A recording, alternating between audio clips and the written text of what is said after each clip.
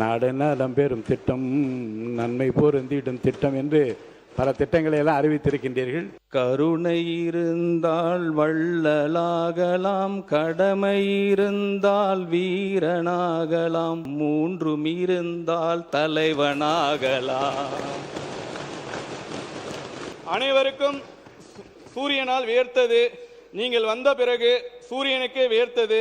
சூரியனுக்கே வேர்த்தது என்ற ஒரு கருத்தை இங்கே சொல்லியிருக்கார். இதுவரை யாருமே நெருங்க முடியாத நிலையில்தான் சூரியன் இருக்கிறார் என்பதை. இன்னைக்கும் லேட் ஆச்சு, சீக்கிரம் ஆட்டோ புக் பண்ண. எந்த ஆப்ல?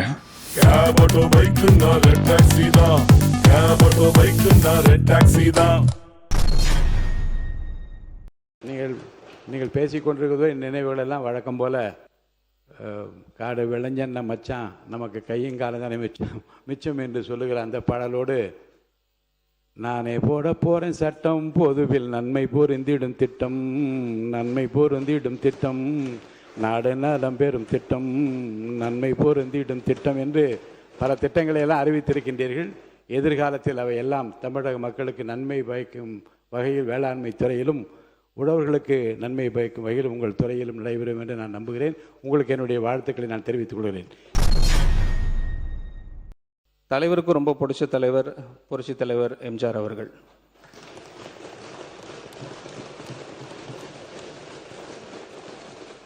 அவர் எப்போதும் ஒரு ரீஃப்ரைஸ் பண்ண கோட்ஸ்லாம் இருக்குது தலைவர் எம்ஜிஆரை பற்றி. அது காஞ்சிபுரத்தில் ஒரு மேடையில் அவங்க சொல்லியிருக்கிறாங்க, ஸ்ரீபெரும்புத்தூரில். அதை இங்கே சும்மா ஒரு கோட்டாக சொல்ல விரும்புகிறேன், வித் பர்மிஷன் சார். மர்மயோகி என்ற படத்தில் எம்ஜிஆரின் பெயர் கரிகாலன். ரொம்ப அழகாக அதை ப்ரொனவுன்ஸ் பண்ணியிருப்பாங்க. தலைவர் அழகாக சொல்லியிருப்பாங்க, குறி வைத்தால் தவற மாட்டேன், தவறுமானால் குறியே வைக்க மாட்டேன்.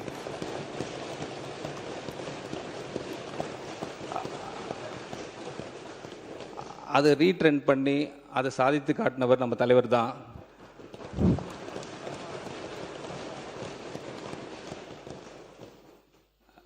ஒரு கதை சொல்லியாச்சு, ஒரு கோட் சொல்லியாச்சு, ஒரே ஒரு பாடல் மட்டும் பாடிடுறேன் புரட்சி தலைவர் நினைவாக, வித் யுவர் பர்மிஷன்ஸ்.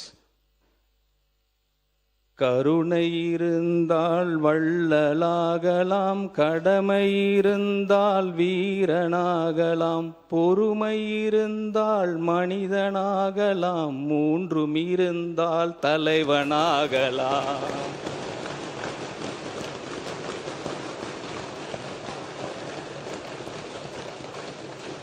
எங்கள் அண்ணன் தமிழ்நாடு முதலமைச்சர், அவரை பற்றி புரட்சி தலைவர் பாடினதுக்கு ரொம்ப சந்தோஷம். அப்பயே சொல்லிட்டு போயிட்டார் நினைக்கிறேன். சில கட்சிகள் உட்பட மாண்புமிகு முன்னாள் முதல்வர் திரு மு.க. ஸ்டாலின் ஐயா அவர்கள் வெற்று பட்ஜெட்டாக இந்த வேளாண் நிதி அறிக்கை அமைந்திருக்குது என்று கூறினார். இது வெற்று பட்ஜெட் இல்லை, தமிழ்நாடு விவசாயிகள் போற்றும் வெற்றி பட்ஜெட்டை, நமது வெற்றி கழக பட்ஜெட்டை எங்கள் முதலமைச்சர் கொடுத்துள்ளார். தன் குற்றம் நீக்கி பிறர் குற்றம் காண்கிற்பின் என் குற்றம் ஆகும் இறைக்கு. தன் குற்றம் நீக்கி பிறர் குற்றம் காண்கிற்பின் என் குற்றம் ஆகும் இறைக்கு. பிறரின் தவறுகளை குறை கூறுவதற்கு முன் நாம் சொந்த தவறுகளை சரி செய்ய வேண்டும் என்ற திருவள்ளுவரின் வாக்கினை குறை கூறுவதற்கு நினைவுபடுத்தி ஆட்சி பொறுப்பேற்றவுடன் சில எதிர்க்கட்சியினர் இவர்களுக்கு என்ன ஆட்சி செய்ய தெரியும் என்று கேலி செய்தார்கள். இன்று அவர்களே பார்த்து வியக்கு வண்ணம் ஒரு சிறந்த லஞ்ச லாவணியம் இல்லாத ஒரு ஆட்சியை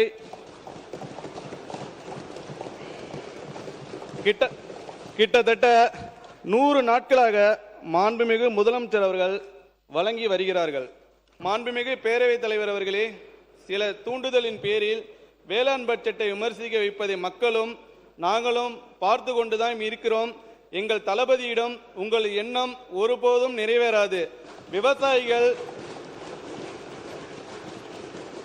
விவசாயிகள் இந்த வேளாண் பட்ஜெட்டை வரவேற்று கொண்டாடிதான் வருகின்றனர்.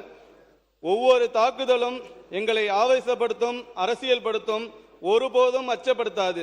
ஒவ்வொரு தாக்குதலும் எங்களை ஆவேசப்படுத்தும், அரசியல்படுத்தும், ஒருபோதும் அச்சப்படுத்தாது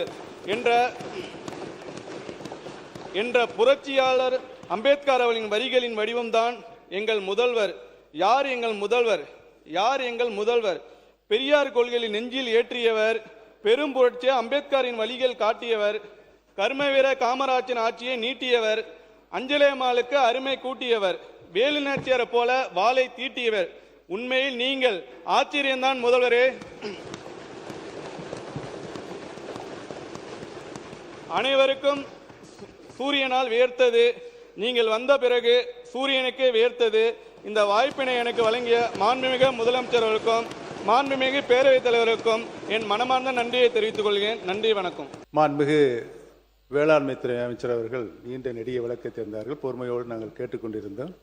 அவருடைய பதிலுரையில் முடிவுரையில் சூரியனுக்கே வேர்த்தது என்ற ஒரு கருத்தை இங்கே சொல்லியிருக்கார். இதுவரை யாருமே நெருங்க முடியாத நிலையில்தான் சூரியன் இருக்கிறார் என்பதை எத்தனையோ விஞ்ஞானிகள் முயற்சி செய்தும் அங்கே ஏவுகணைகளை செலுத்த முடியவில்லை என்பதையும் நான் இங்கே சுட்டிக்காட்டி அமர்கிறேன். கதை மூலமாக ஆரம்பிக்கலான்னு பார்க்குறேன். ஒரு பேரபிள் இல்லை ஒரு ஸ்டோரி. அண்ணன் மாதிரி சொல்ல முடியாது, ஒரு குட்டி கதை மாதிரி. ஆனால் எனக்கு வந்த விதத்தில் நான் சொல்கிறேன். அடுத்த இந்த தேசத்தை ஆளப்போவது யார் என்று ஒரு போட்டியை வைத்திருக்கிறார்கள் ஒரு பெரியவர். அதுக்கு நிறைய இளைஞர்களை இன்வைட் பண்ணியிருக்காங்க. எல்லாம் வந்த ஒரு பெரியவர்கிட்ட வந்து விதிமுறைகள்லாம் கேட்ட பிறகு அந்த பெரியவர் எல்லாருக்கும் ஒரு விதையை கொடுத்தார். விதையை கொடுத்துட்டு நீங்கள் ஒரு 3 மாதம் கழித்து இந்த விதையை நல்லா வளர்த்துட்டு பிளான்ஸாக நல்லா பூக்களாக வளர்த்துட்டு நீங்கள் வாங்கன்னு அனுப்பிச்சிட்டு இருக்காரு. 3 மாதம் முடிஞ்சு அந்த எல்லா இளைஞர்களும் வந்தாங்க. நல்ல செடியெலாம் நல்லா வளர்ந்து, பூக்கள்லாம் நல்லா வளர்ந்து அந்த பெரியவர்கிட்ட வந்து நின்னாங்க. ஆனால் ஒருத்தர் மட்டும் ஒன்றுமே அந்த வளர முடியாத நிலையில் அந்த பாட்டை கொண்டு வந்து கொடுக்குறாரு. அதை பார்த்து நிறைய பேர் சிரிக்கிறாங்க, நகைக்கிறாங்க. அப்போ வந்து அந்த பெரியவர் சொல்கிறாரு, இவர் தான் வெற்றி பெற்றார் என்று சொல்கிறாரு. அப்போ எல்லாருக்கும் ஒரு பெரிய கேள்விக்குறியாக இருக்குது. இது எப்படி சாத்தியம்? நாங்கள் எல்லாம் வளர்த்து கொண்டு வந்திருக்கிறோம், செடி கலர் கலராக வளர்ந்துருக்கு, பூக்கள் க்ரோ ஆகிருக்கு, பட் இப்படி இவர் சொல்கிறாருன்னு சொல்ல பார்த்து அதுக்கு அந்த பெரியவர் சொன்னாராம், நான் விதை கொடுத்தது வந்து வேக வச்ச விதை, அது ஒரு நாளும் முளைக்கவே முளைக்காது. வெற்றி அடைவதற்காக பொய் சொல்லாமல் நேர்மையாக வந்த இவர்தான் நாங்கள் தேர்வு செய்கிறோம் என்று சொன்னாராம். வெற்றி அடைவதற்காக பொய் சொல்லாமல் குறுக்கு வழியை கடைப்பிடிக்காமல் நேர்மையாக இருந்தால் எல்லாம் இங்கே சாத்தியம் என்பதற்கு எங்கள் தலைவரை சாட்சி. பொய் என்ற வார்த்தைக்கு பேர் உண்மைக்கு மாறான என்ற வார்த்தை சேர்த்து. ஓகே, உண்மைக்கு மாறாம. சாரி.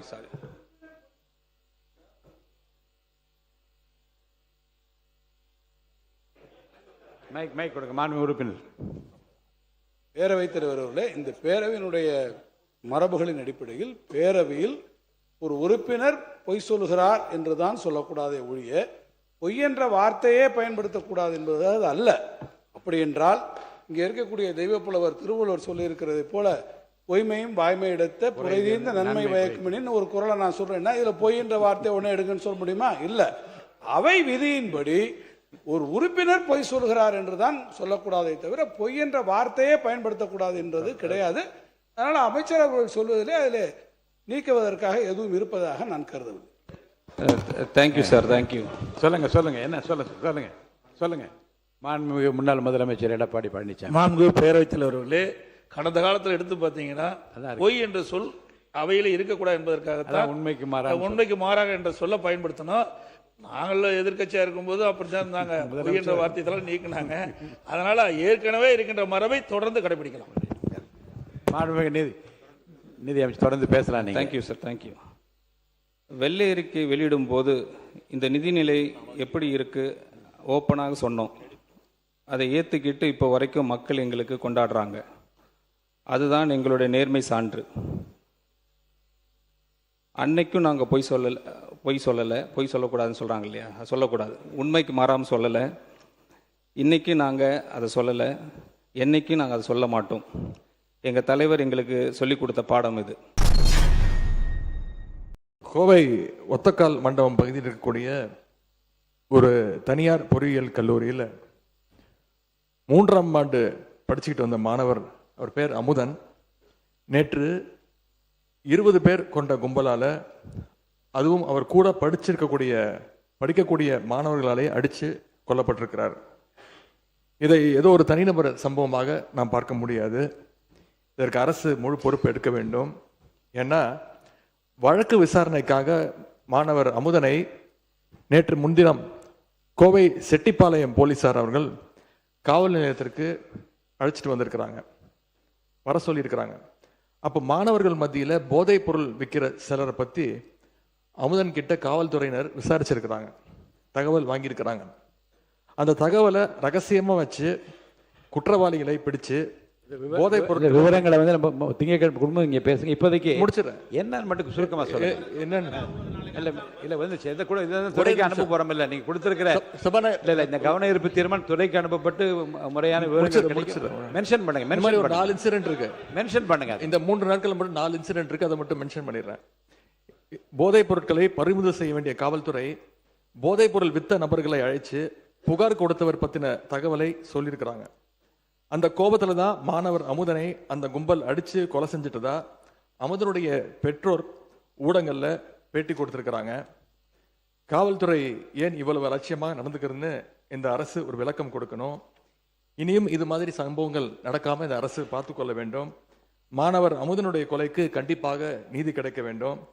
அதே மாதிரி மாணவ உறுப்பினர் அப்போ திங்கட்கிழமை வந்து இந்த கவன தீர்மானத்தை நான் எடுத்துக்கிறேன்னு சொன்ன பிறகு போதுங்க, ஊரை சொல்லிட்டீங்க, நடந்த சம்பவத்தை சொல்லிட்டீங்க. இது குறித்து நீங்கள் எனக்கு வந்து அனுமதிங்கன்னு கேளுங்க. நான் கவன ஈர்ப்பு தீர்மானத்தை திங்கட்கிழமை கண்டிப்பாக எடுத்து அப்போது நீங்கள் முழுமையாக இதை பற்றி விவரத்தை சொல்லலாம். மாண்புமிகு போதும். இல்லை இது இந்த ஒரு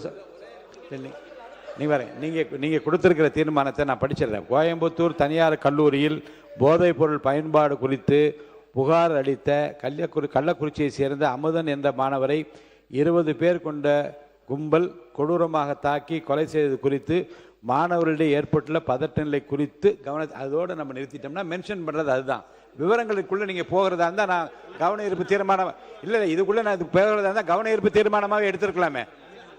பள்ளி பதில் உட்காருங்க. இது நீங்கள் மென்ஷன் பண்ணிட்டீங்க. நீங்கள் இதில் இது குறித்து உங்கள் கவலையை நீங்கள் வெளிப்படுத்தும் விதத்தில் நீங்கள் வந்து மென்ஷன் பண்ணிட்டீங்க. இது போதுமானது.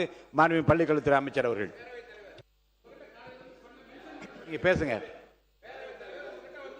மாண்புமிகு பேரவைத் தலைவர் அவர்களே, இல்லை முழு விவரம் அரசு இல்லை முழு விவரத்தையும் அரசுக்கு தெரிந்து உங்களுக்கு பதில் அளிப்பார்கள்.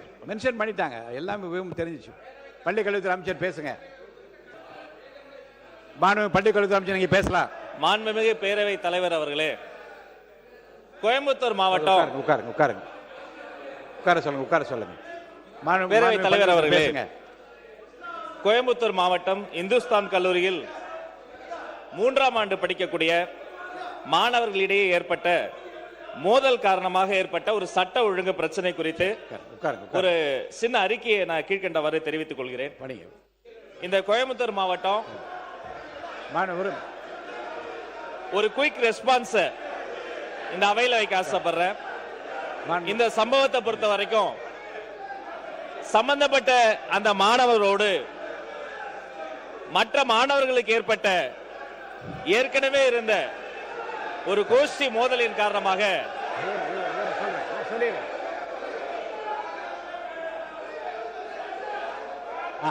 அவை முன்னவர் இருங்க, உட்காருங்க, நான் பண்றேன். உட்காருங்க உட்காருங்க உட்காருங்க உட்காருங்க உட்காருங்க உட்காருங்க உட்காருங்க, நான் சொல்றேன். பேரவைத் தலைவர் அவர்களே, உட்காருங்க உட்காருங்க உட்காருங்க.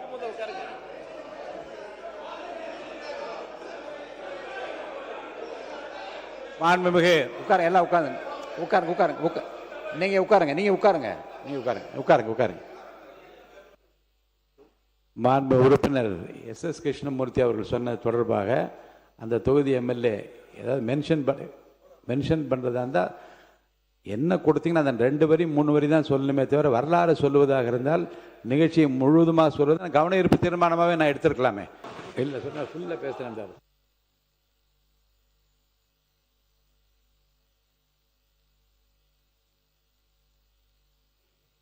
மாண்பு பள்ளிக்கல்வித்துறை அமைச்சர் அவர்கள் ஒரு நிமிஷம் கவனிங்க. மாண்புமிகு எதிர்க்கட்சி தலைவர் ஒரு பிரச்சனை குறித்து அமதன் என்கின்ற மாணவர் பிரச்சனை குறித்து மென்ஷன் பண்ணிட்டார்.